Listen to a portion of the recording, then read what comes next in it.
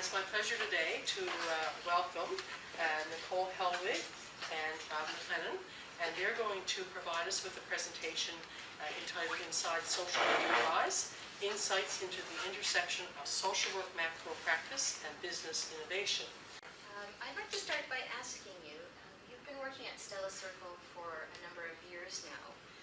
What does real homes, real help, real work mean to you? To your question around real homes, real work, real help, for me, I'd probably sum it up in one word, and it's common, a very common experience in what we see in the people we are working with and helping, and that's participation.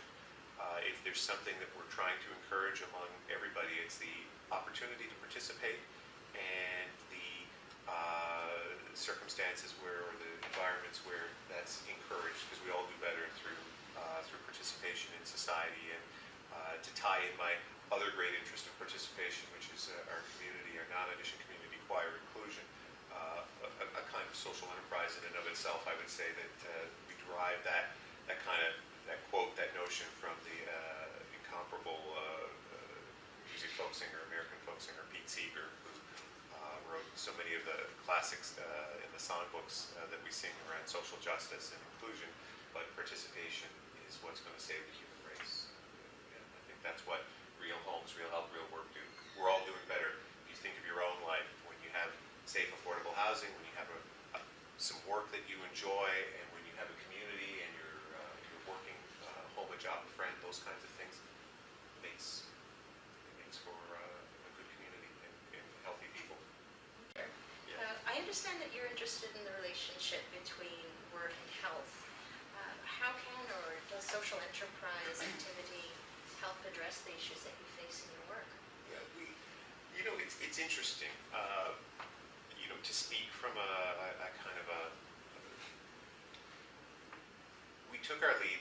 It's great when the evidence backs what you anecdotally and experientially learn and know and see for yourself. So I think employment is one of those things that, it was 1948 when the United Nations Article 23 declared the right to work, and the right to work for all of us. And when the global community comes together to assert something like that all those years ago, it's kind of common sense you follow through with that, but it reflects values of society.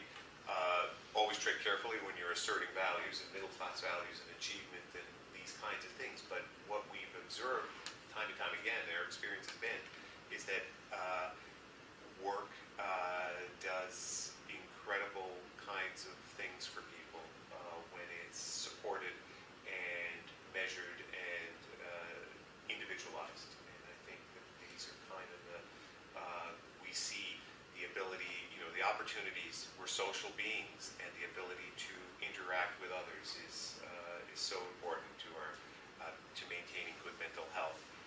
Achievement and recognition for that achievement. Work creates that structure. Not in all cases. I mean, we have to be careful, but the opportunity, the potential is always there. It's been observed that the best social program is a job, and certainly employment brings a host of psychological, physical, and health benefits. How are you addressing looking at your social impact and any social return on investment, if I could put it that way? Yeah, no, absolutely. And every social enterprise, I guess, is a little different in that way as to what are the, thinking of pulling out the logic model and those kinds of things, and what are the performance indicators. The outputs are plenty, but what are the outcomes? And each one differs in that way. So in the example of Clean Start, one of the things we often look at is the number of hours of employment provided to individuals. We also were always interested in the number of people who leave Clean Start and move on to employment in the larger labor market. Because again, participation is not intended to be focused on Stella Circle or a particular employer, but it's about helping people launch and find their path, whether it be cleaning or something completely different. And so that would be another outcome. And we look at employment readiness. We look at housing. We did a corporate partner us finance a social return on investment, SROI evaluation using that framework. And we'd found 3 years ago that for every dollar invested in Clean Start or Can Do at the time, roughly $2 was returned. So it's there are exciting metrics associated, exciting outcomes and potential for. What do you think is the future for social work and social enterprise? I see this natural evolution. You know, I see anybody working in community. To me, community agencies, community organizations, and this wouldn't be exclusively Stella Circle. I think community organizations are social enterprises, you know, and I think they're the innovation, creativity, and programming and serving whichever social need and group that they're working with is part of it. So maybe some of the distinctions, maybe there's more of a broadness that of appreciation and acceptance of kind of that. Yeah, maybe we're all social entrepreneurs in some respect, or we aren't. We need to be. And you look to different agencies. I mean, it's if you think about diversifying income, revenue to do the work and make the responses that you need. It's interesting. I've often heard it observed that there's a kind of a tri-value or a varied income streams that can be available to social enterprise or to community organizations, whether it be traditional government investment or work through foundations and corporate partners and donations, but also self-generated income can be really valuable.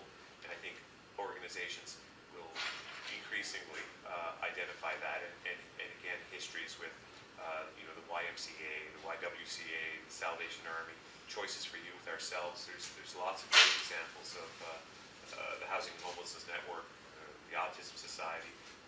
It's already happening here. I think organizations are increasingly doing that.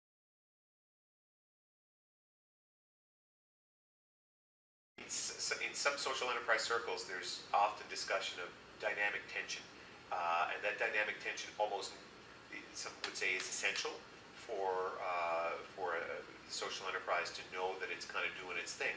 And when we say that, when I refer to it anyway, the dynamic tension is between the social mission and those financial metrics. So what it, in a cafe setting, what it would mean is, all of a sudden, look, if we were serving instead of 90 lunches a day, if we were serving 200 lunches a day, what is the impact to the participants who are in the kitchen doing that? Is it going so fast that they're overwhelmed, not learning and feeling not good about the experience, in which case we've gone out of dynamic tension and we're out of balance?